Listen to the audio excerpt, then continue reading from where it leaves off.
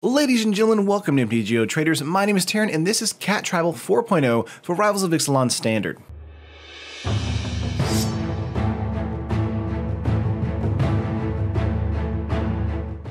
So Rivals of Ixalan brought a lot of new pieces to the Cat Tribal deck, surprisingly, and I really want to go over it here to show you guys today. But of course, before we get into it, make sure to like the video if you like it, and subscribe to the channel if you haven't already. Helps us out a lot, helps keeps this channel growing, and helps keeps this content flowing. But without further ado, let's get right into the deck list here. Of course, the actual creature base isn't going to change that much because we haven't really had any new cats come from Rivals of Ixalan. So we have 4 Sacred Cat here as normal, so 1 mana, 1/1 cat with lifelink. Of course, it has Embalm for 1 white mana, which means if it's dead, it can come back as another 1/1 with lifelink.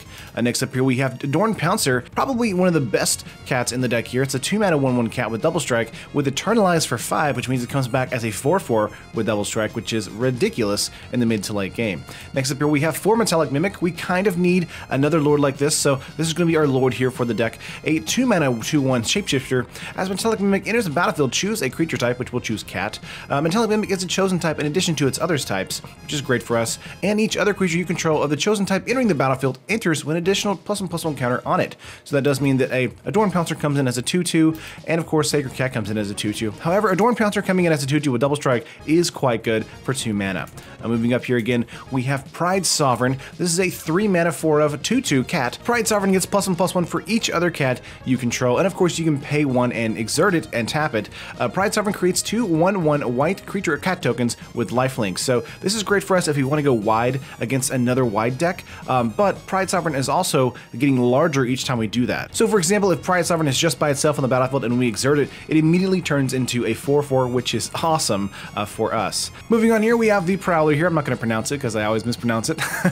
It's a 3 mana 4/4/3 cat snake. Prowling Sepulchre can't be countered, which is great against the control decks, and creature spells you control can be countered, which is also great against control decks. Super decent creature here for us. Great on attack, decent on defense, and also gets stronger if we have Metallic Mimic on the battlefield. And the topping creature for our deck here is Regal Caracol. This is our other cat lord here. It's a 5 mana 3/3/4 of other cats you control get +1/+1 and have lifelink, which is fantastic.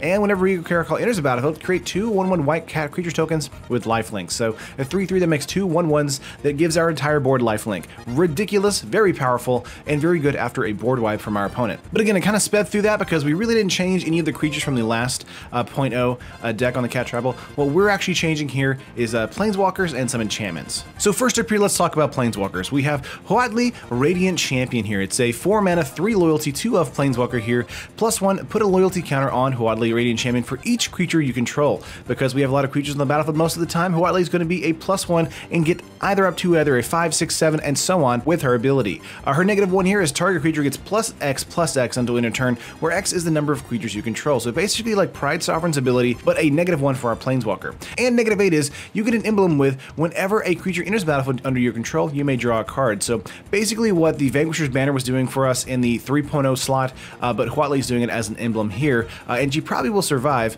once she does emblem because of the amount of counters thanks to her +1. I really do enjoy this in the deck. It gives us some card advantage if we get to ultimate. It gives our creatures a huge buff and advantage with the -1 there. And of course, +1 is not that important, but it does give Huatli a little bit of lastability against another aggro deck. So let's move on to spells and artifacts here. We have 3 Blossoming Defense. We need this because there is so much removal right now in the format. We really need a Blossoming Defense in here. So 3 of 1 mana instant. Target creature you control gets +2/+2 and gains hexproof until end of turn. Definitely need that for those fatal pushes, those unlicensed disintegrations, anything that is coming our way that's going to kill our creatures.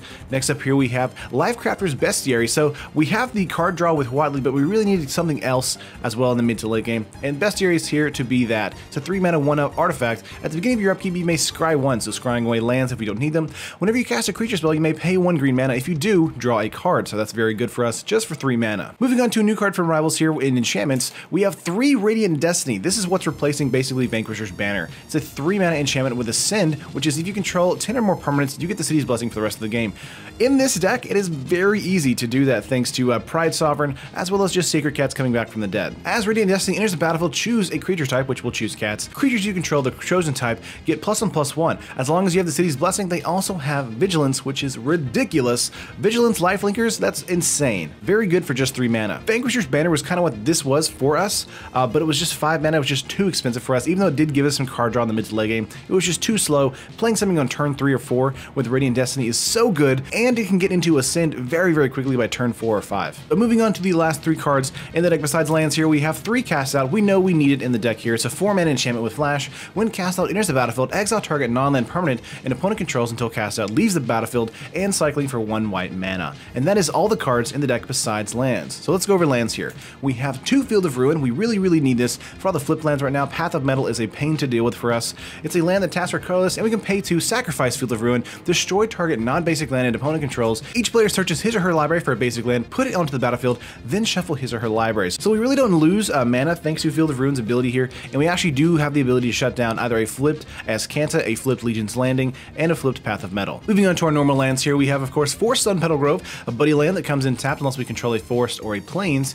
Then we have 2 Scatter Grove, which is a forest plains coming in tapped, or just for cycling. Then we also have 3 Shepherd Dunes, 7 forest, and 6 plains. And that is the full 60 on game 1. So game 1 game plan, turn 1 get out a Sacred Cat, turn 2 get out a Metallic Mimic if we can help it. Turn 3 go Radiant Destiny or Pride Sovereign. If we're up against control, we want to go the Prowlings of Pauper. Maybe that's incorrect on the pronunciation.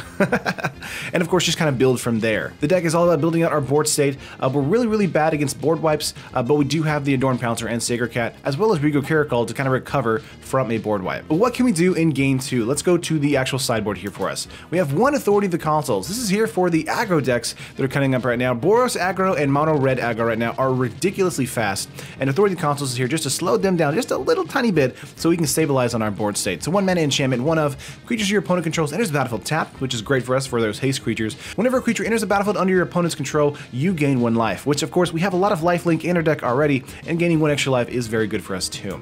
We have 2 Sheltering Light here.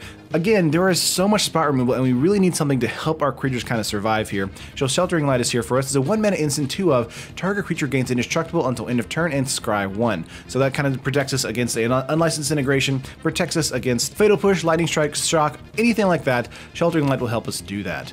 Next up here, we have 1 Crook of Condemnation. Crook is really here to deal with those graveyard interaction decks like Selesnya, Eternalize, as well as the Godfrey's Gift deck, and probably the mono red Earthshaker Kindred decks, things like that. Crook of Condemnation is going to come in for those situations. Very, very good. Although we don't want to use the exile all cards from all graveyards because we do have Adorned Pouncer and Sacred Cat in our own deck, so we want to just do the 1 mana exile a target card from a graveyard, which normally will be a Godfrey's Gift. Moving on here for some more creature protection, we have 2 Heroic Intervention. This is going to come in against the Hidden Stockpile strategy or against an approach strategy where they're going to fumigate us like every other turn. It is a 2 mana instant, 2 of permanent 2 control, gain hexproof and indestructible until end of turn, which that does mean lands as well if they try to Field of Ruin or lands or something like that. Next up here we have 3 Naturalize. This is a 2 mana instant, destroy target artifact or enchantment. Very simple, very straightforward, but very good against Mardu vehicles, very good against that blue-white aura deck we talked about a couple days ago, very good against a Godfrey's Gift strategy as well. I think it's a great card that's been included in Rivals of Ixalan, and I'm glad to see it now back in Standard. Moving up here we have 1 Ixalan's Binding, just a 1-off here, just going to be here for the Godfrey's Gift or maybe for Scarab God, things like that on the play. I do think this is very good, just being a 1-off here in the sideboard. When Ixalan's Binding enters the battlefield, exile target non-land permanent and opponent controls until Ixalan's Binding leaves the battlefield. Your opponent can't cast spells with the same name as the exiled card. So very good if our opponent is playing Whirler Virtuoso even. Very good at being able to shut down their strategy if they're playing 4 ofs of that particular card. Next up for some anti-aggro, we have 2 Settle the Wreckage, a 4 mana instant, exile all attacking creature target player controls. That player may search his or her library for that many basic land cards, put those cards onto the battlefield tapped, then shuffle his or her library. So very good for us being able to shut down our opponent's strategy. We do give them land, but if our opponent is going to win that turn, Settle the Wreckage does mean that we actually get a few more turns to be able to turn out a win. And the last 3 cards in the sideboard here are Appeal to Authority. So I keep playing up against the Selesnya aggro list. I really love Appeal to Authority here. Of course, Appeal is a 1 mana sorcery. Until end of turn, target creature gains trample and gets +X/+X, where X is the number of creatures you control. So fantastic being able to get in against an opponent, especially if we have a lot of cats on our side of the field. Very good at that. And of course, Authority, once it goes to graveyard, it's a 2 mana sorcery with Aftermath, meaning we can cast it from the graveyard, tap up to 2 target creatures that your opponent controls. Creatures you control gain vigilance until end of turn. So very good at getting our opponent's creatures down, as well as having our creatures be able to attack out without fear of leaving our shields down with the blocks. I think for 3 mana, Appeal to Authority is a fantastic game ender for us against another aggro matchup. But that is the full 75, folks. On MTG Traders, it's coming to about 43 tickets, which is not bad at all, and in paper it's coming to about $134. Of course, the big money pieces of the deck here are Metallic Mimic and Hotly Radiant Champion and Heroic Intervention in the sideboard, strangely. But everything else in the deck is actually quite cheap. But yeah, game 1 game plan, get out Sacred Cat, go for a Mimic, Adorn Pouncer, go for a Pride Sovereign or a Radiant Destiny, and just kind of build up your board state and go for a win there. Very, very fast and effective. And if we're going up against an aggro strategy, we may want to bring in an Authority of the Consuls to slow them down, Appeal to Authority to get through them, or maybe even a Sell the Wreckage to slow them down even further. Naturalize for artifacts, Heroic Intervention for anti-sweepers and control, and Crick of Condemnation for graveyard interaction. But that is going to do it for the deck, guys. Let me know what you think. Do you like it? Do you hate it? I think this might be the last time I go over to Cat Tribal, unless like Dominaria brings just something insane to the actual mix here. I think this deck is about as fine-tuned as possible now for people who really love Cat Tribal. But that's going to do it for the video, guys. Like the video if you liked it, subscribe to the channel, and I will see you on the stream or in the next video. Peace.